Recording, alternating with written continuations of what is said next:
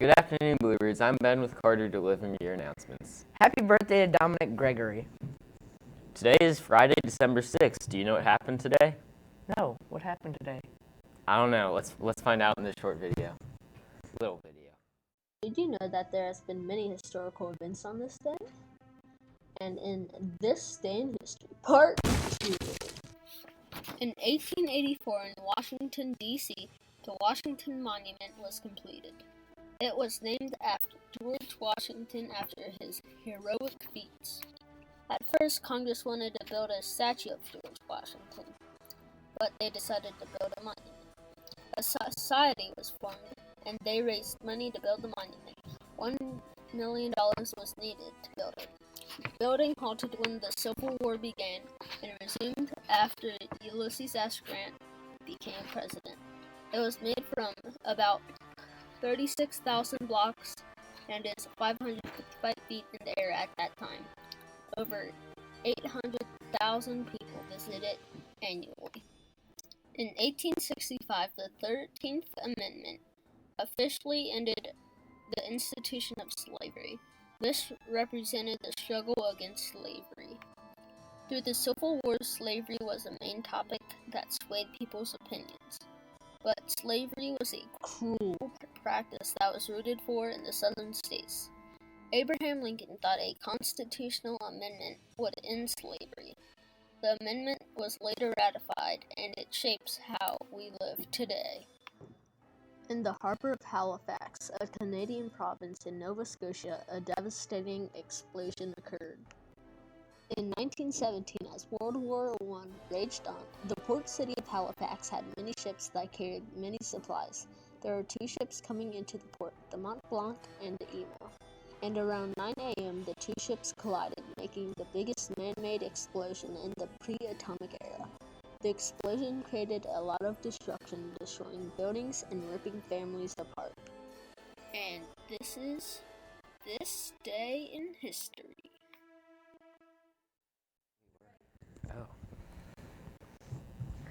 Attention all 7th and 8th graders. There will be an informational meeting on Tuesday, December 10th after school in the football locker room for anyone interested in participating in the Winter Weights program next year. This meeting should only last 15 to 20 minutes. What is the Winter Weights program? Do you lift weights in the snow? I don't know, Ben. Maybe you should go to that informational meeting and find out.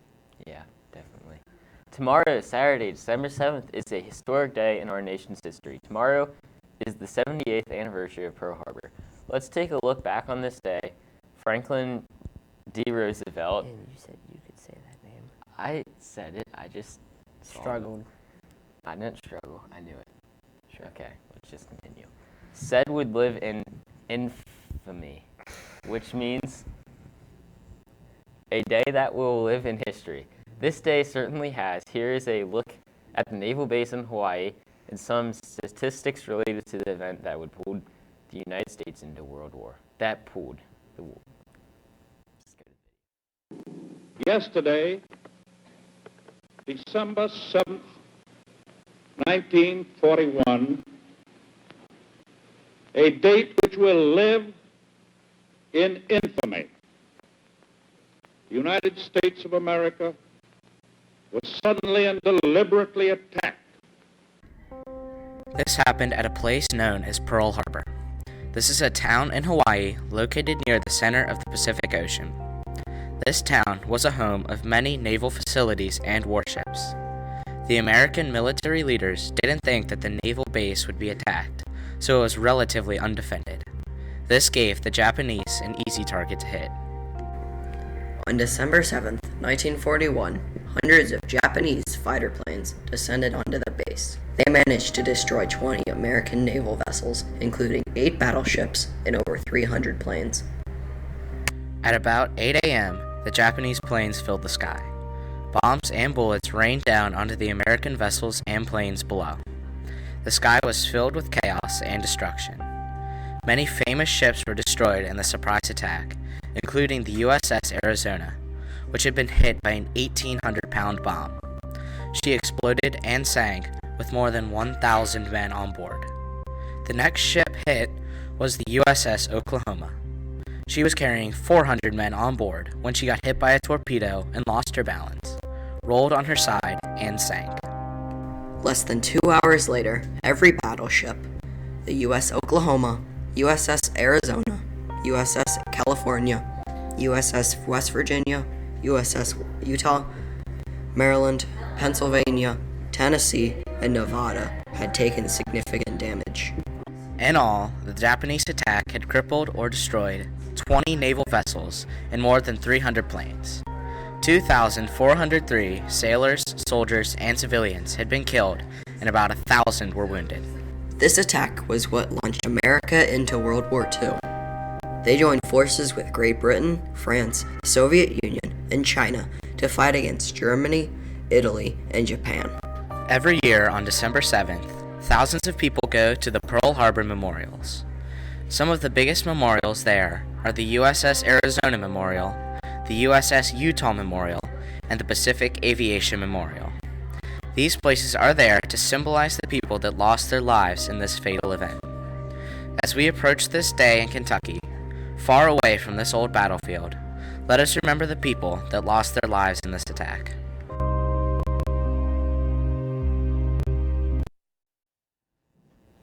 This event truly stunned the nation. Now we would like to look at how some of our students and teachers who weren't even born at the time reflect on this event. All right, hold up. I forgot to put World War II at the end there. It's World War II, not 1. You just said World War. I said it's 2. December 7th is just an ordinary day here at HMS. But did you know December 7th, 1941 was the exact date when Pearl Harbor was attacked by the Japanese? 2,403 sailors and soldiers and civilians were killed and about 1,000 people were wounded. It destroyed nearly 20 American ships and more than 300 airplanes. Dry docks and airfields were likewise destroyed during this incident. The United States and why they think that it opened our eyes up to notice that anything can happen at any time. It made our nation come stronger as one. Pearl Harbor was, I think, eye-opening to Americans because we were bombed on home soil in Hawaii, and so up until then that hadn't happened. So I think it was a wake-up call for Americans back then that we did have enemies and there were people that weren't happy with our country. Let's take a moment in silence to remember all of those who have fallen in World War II and counting the Pearl Harbor incident in 1941.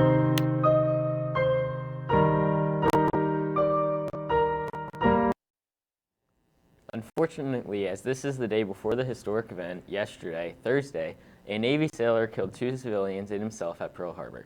Panic and terror filled the air again. The motives are still unclear.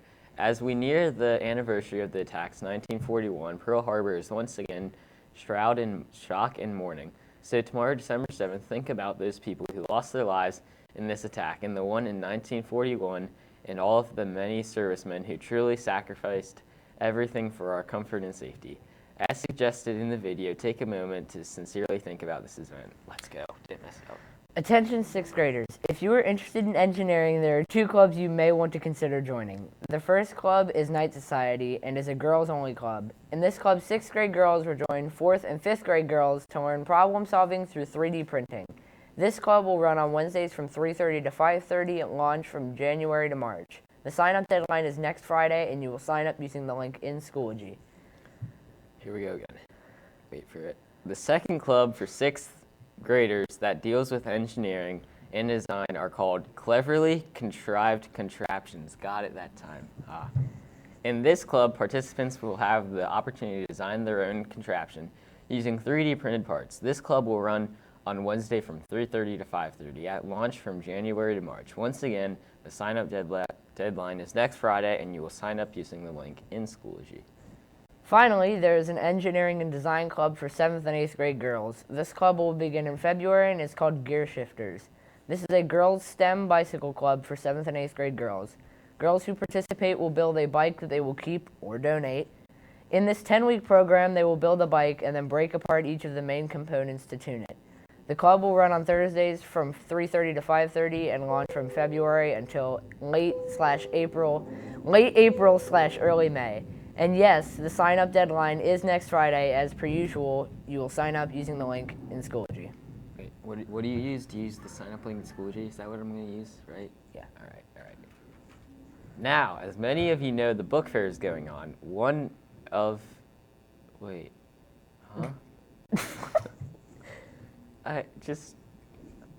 Technical errors. Now, as many of you know, the book fair is going on. One of our student body's favorite authors is Stuart Gibbs. His books are checked out frequently. Here is the trailer of Stuart Gibbs' newest book, Charlie Thorne and the Last Equation.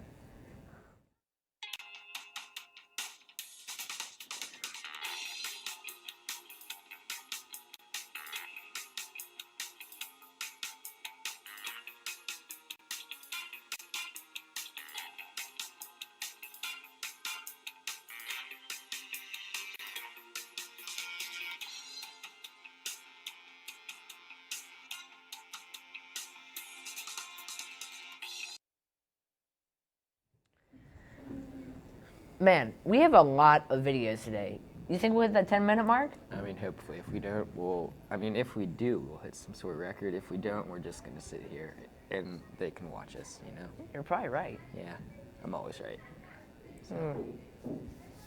That's debatable. You're always wrong. I'm right.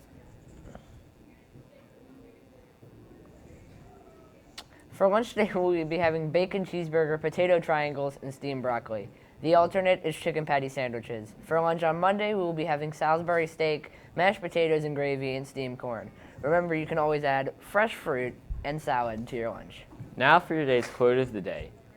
Today's quote is, "Stand up for yourself. Never give anyone permission to abuse you." Never let someone bring you down or abuse you. People's thoughts can only be affected if you let them. Nobody can get inside your head without your permission. Always stand up for yourself in times that feel unjust, and always do what is right. Do you think we hit that 10-minute mark? Sure. All right. Have a great, wonderful week. Oh, we didn't. Have a wonderful weekend, Bluebirds.